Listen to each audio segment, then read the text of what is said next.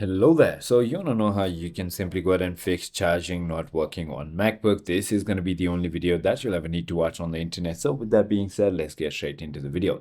So there are a lot of reasons why you could be facing this problem. Firstly, I would like to request you to go ahead and check your charger, your cable, if there are any debris or if there are any problems or any, breakage and stuff like that. Try using a different Type C or your other cable, right? Try to use a different port as well. And if any of that doesn't work, then try restarting your PC and try also to reset the SMC. If you're on Apple Silicon, then you can simply go ahead and restart and it will go ahead and do that. However, on the Intel version of MacBook, there might be a different way to go ahead and reset SMC.